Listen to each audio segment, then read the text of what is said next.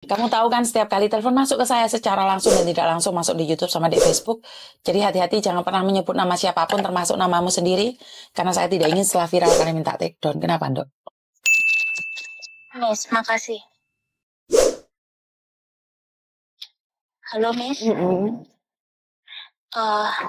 Saya kan tanggal 7 April besok ini visa saya mati, Miss.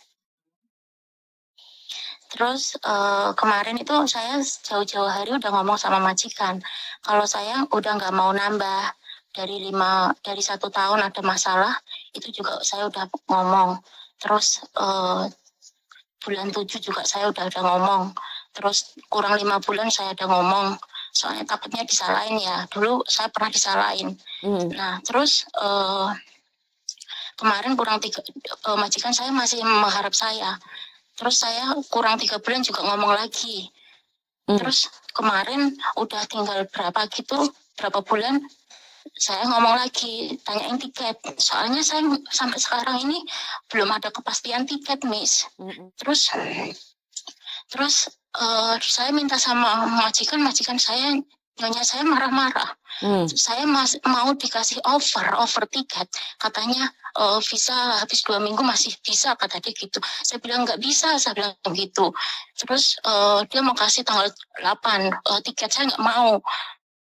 Terus udah itu ada kayak nego-nego gitu. Dia tuh kalau ngomong aduh, saya terus oke. Kalau nggak tanggal 6, tanggal 7. Tapi saya nanya ke agent saya belum ada jawaban. Terus kemarin ini sempat debat nih, hari kemarin. Kemarin ini ada debat, saya dia bilang katanya saya nggak ada long service. Dia kan menjanjikan saya waktu saya mau kontrak ketiga. Saya itu di sini sebenarnya udah nggak kuat banget, Miss. Dari kontrak pertama pun udah ada masalah sebenarnya. Nah, kontrak pertama saya udah mau finish kontrak pertama itu saya mau keluar, saya mau diancam blacklist. Kata kamu interview waktu di PT kamu mau kerja 4 tahun. Nah, saya digituin kan sama majikan, saya bilang, iya saya mau kerja 4 tahun, tapi saya rasakan dulu. Di sini saya nggak enak, saya bilang gitu kan. Kalau saya nyaman, saya lanjut, saya bilang gitu kan. Terus akhirnya itu di situ ada perdebatan lah. Terus saya belum oke, udah dipaksa suruh medical. Saya kan nggak mau. Di situ saya sempat dimarahin sama stafnya agent ya. Tapi sekarang staf agent itu udah nggak ada. Orang Jawa stafnya. Jadi saya tuh dimarah-marahin sama stafnya itu, dikatain saya orang Indonesia miskin apa gitu, nggak punya hati loh. Saya itu nggak mau nambah dengan majikan seperti ini gitu kan. Oh, saya dikata-katain, terus saya bilang saya nggak ada masalah sama sembahan, Mbak, saya bilang gitu. Terus habis itu udahlah, terus selesai kan, terus nggak tahu lah ada debat apa gitu. Habis itu akhirnya saya pikir lagi ya, saya udah dapat majikan, tapi suami saya minta saya harus cuti dulu gitu kan. Saat itu saya di situ bingung, waktunya mepet, saya dapat majikan bulan ini, sedangkan majikanku maksa harus extend untuk menunggu pembantu baru.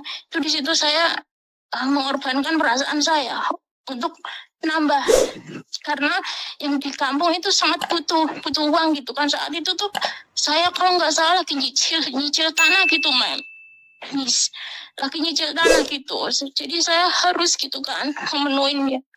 Habis itu akhirnya nambah kan, di situ saya minta perjanjian sama majikan. Di situ saya ditambahin gaji saya. Waktu itu pertama gaji 4310 ya, 2017.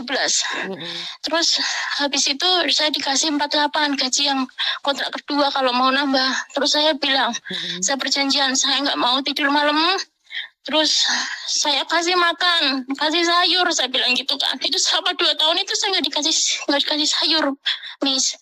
Terus makanan pun kadang kalau saya minta itu kadang ya dimarahin, kadang enggak gitu. Pokoknya kalau setiap kali libur itu saya beli sendirilah gitu. Saya orangnya nggak suka ribut-ribut, Miss. Intinya oke kayak gitu. Saya kerja, kalau saya salah ya dimarahin nggak apa-apa gitu. Terus Habis itu ya Miss, Mm-mm. setelah udah renew kontrak, wah, itu udah saya pertahankan. Akhirnya ada COVID kan agak parah itu ya. Yang Mm-mm. saya ini udah kontrak kedua kan, itu ada COVID. Kalau udah pulang ke Indonesia kan susah balik ke sini. Mm-mm. Nah, itu saya akhirnya mau yang kontrak ketiga. Majikan saya menjanjikan kalau kamu, dia gini, kalau saya bilang gini, dia ngomong kalau kamu mau kerja 6 tahun saya kasih long service. Nah, kalau saya kerja di sini 6 tahun, kalau saya nambah kontrak di sini 6 tahun, dapat long service, iya gitu kan. Mm-mm. Saya bilang iya. Nyonya aku sama suaminya, dia bilang iya. Terus saya ngomong lagi kan, kalau 5 tahun lebih saya minta gimana long service saya, bilang gitu kan. Mm. Kata dia nanti kalau kamu udah finish 6 tahun baru dikasih gitu kan. Oke. Mm-mm. Mm. Nah, habis itu agent saya pun tahu. Terus, tapi nggak ada perjanjian di surat gitu, nggak ada. Mm-mm. Habis itu sekarang dia nggak mau ngasih long service, Miss.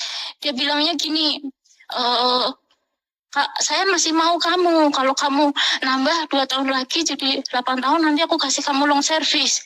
Kemarin ini Kemis.